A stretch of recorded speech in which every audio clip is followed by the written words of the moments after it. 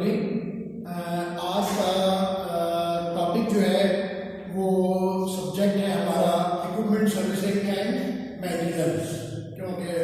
हमारा जो सब्जेक्ट है वो इक्विपमेंट से है, इक्विपमेंट के लिहाज से हमने देखना है और इसका टोटली ये भी एक 50 नंबर का थ्योरी है और इसकी 100 नंबर का प्रैक्टिकल का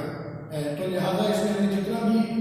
वर्क करना होगा वो सारा का सारा हमारे पास इलेक्ट्रॉनिक्स इक्विपमेंट से, इलेक्ट्रॉनिक्स किससे है, इलेक्ट्रॉनिक्स इक्विपमेंट से।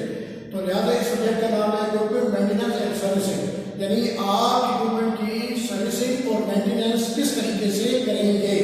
और कौन कौन से इलेक्ट्रॉनिक्स के इक्विपमेंट्स आते हैं जिसकी आपने मेंटेनेंस करनी होगी।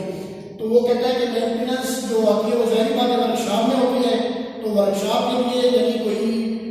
लैब होगी, वहाँ पर ये इक्विपमेंट आएगा, आप इसको चेक करेंगे, उसकी मेंटेनेंस करेंगे, उसकी सर्विसिंग करेंगे। तो लिहाजा जो हमारा आज का पहला टॉपिक है वो है introduction of servicing, method of servicing, workshop practice. यानी आपने सर्विस इक्विपमेंट की सर्विसिंग किस तरीके से करनी है और उसके बाद जो आप लैब में या वर्कशॉप में आपने उस इक्विपमेंट को ठीक करना होगा या उसकी सर्विसिंग करनी होगी, तो उसके लिए उसकी प्रिकॉशन क्या होनी चाहिए। तो लिहाजा हम ये देखते हैं कि सबसे पहला कोई भी इलेक्ट्रॉनिक्स इक्विपमेंट आपके पास आता है, मतलब अगर हम ये ले लें कि हमारे पास एक इक्विपमेंट है, ऑसिलोस्कोप है, वो एक लैब में आता है, वो खराब हो गया है। सबसे पहले हम उसको चेक करेंगे कि उसकी क्या फॉल्ट है, उसमें ट्रेसिंग और उसका फॉल्ट ट्रेसिंग करेंगे कि उसमें कौन कौन से फॉल्ट है, या वर्किंग कर रहा है या नहीं कर रहा है। तो सबसे पहले हमें ये देखना होगा कि हमने अपने आप को सेफ्टी के लिहाज से कितना लैब में कितनी सेफ्टी की हुई है कि हम उसकी एहतियाती तदाबीर के ऊपर उस इक्विपमेंट को हम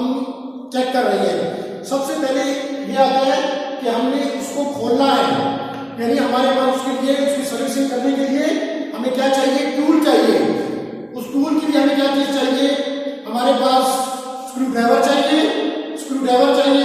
स्क्रू ड्राइवर के अलावा हमारे पास लैब के अंदर डिजिटल मल्टीमीटर होना चाहिए। इसके अलावा और दूसरे आपके पास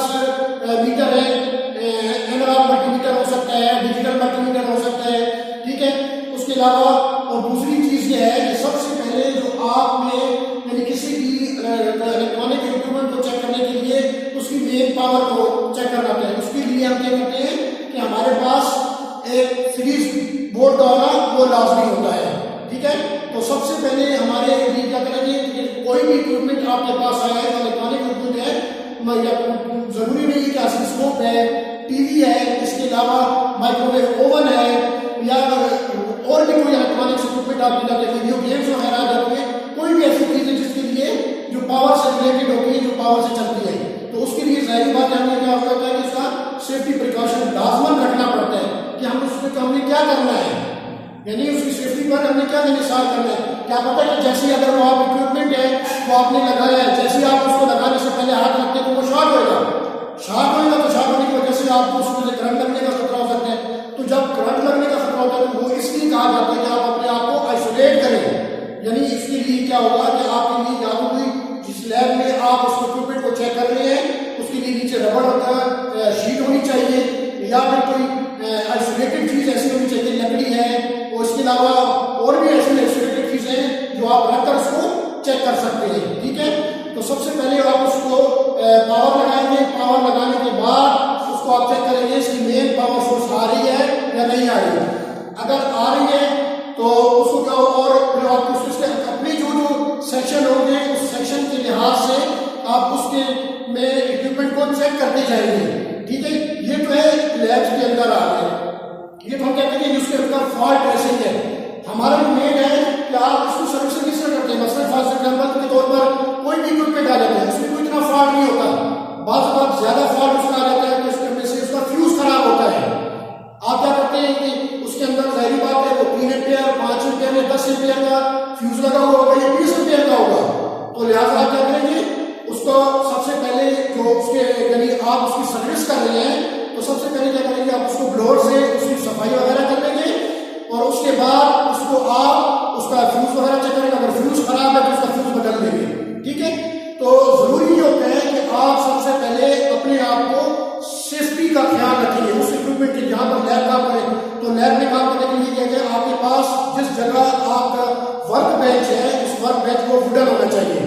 ठीक है, वुडन होना चाहिए। अगर वुडन नहीं है किसी और स्लेब वगैरह पे आप कर रहे हैं तो उसके ऊपर आप कोई ना कोई प्लास्टिक शीट डाल दें, नहीं है तो कोई लकड़ी का तख्ता वगैरह उसके ऊपर आप रख दें, तो ये होगा कि आप स्लेब हो जाएंगे। अगर आप काम करें तो आप अपने पैरों के नीचे उधर प्लास्टिक शीट बिछाएं, ठीक है। तो ये चीज होता है कि आपका वर्कशॉप के अंदर जो प्रिकॉशन के ऊपर आपने अपने ऊपर कितना दारोमदार होता है कि आप कितना मन उसके ऊपर कर रहे हैं।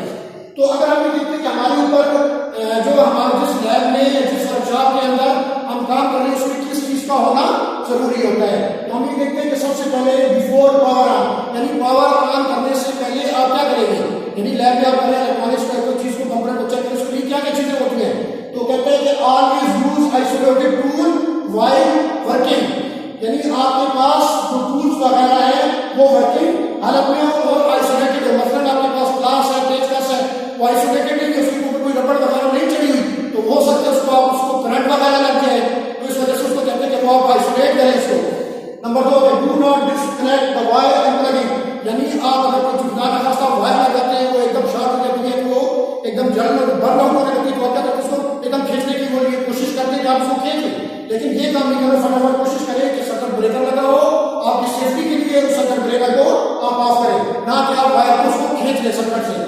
तीसरा है always place the soldering iron in order, यानी आपका कागज जो है वो आपके सोल्डरिंग स्टेशन है या कोई भी आपके पास है तो उसका क्या होगा, आपका कागज वगैरह जो भी है जो सोल्डरिंग आयरन है वो आपके स्क्रीन सोल्डरिंग आयरन स्टैंड होता है उसके अंदर वो पड़ा होना चाहिए, यानी के ऊपर पड़ा होगा, अगर आपका हाथ लग जाए या कोई चीज उसके ऊपर गिर जाए, कार वगैरह लग जाए गिर जाए तो वो जल जाती है, बर्न आउट हो जाती है। इसी तरीके से क्या है कि आपने सोल्ड और वर्क बेंच, यानी आपने कुछ सोल्डिंग वगैरह भी करनी है तो उसको आपने वर्क बेंच के ऊपर रख के करना है आराम से, क्या उस चीज के ऊपर जो आपका बेंच बना हुआ है जहां पर आप उसको काम कर रहे हैं उसके ऊपर। इसके बाद क्या कहते हैं always keep iron and hot, यानी आपने उसको इस्तेमाल करने से पहले कागज को चेक कर ले कि वो गर्म तो नहीं है, यानी गर्म है आप उसको एकदम उठा लेते हैं, आपको तैयार पता नहीं होता कि वो आप ये गर्म है या नहीं है, तो लिहाजा इन चीजों को आपने ख्याल करना होता है कि इस्तेमाल करने से पहले कि हमने हमारे पास ये चीजें हैं जो हम इसको आइसोलेट करें, उसको इतिहास से करें और उसको इसका इस्तेमाल ही करें। तो लिहाजा हम इसमें कह सकते हैं कि इसके बाद हम अगले टॉपिक में पढ़ेंगे कि आफ्टर पावरिंग ऑन, यानी हम कंपोनेंट्स को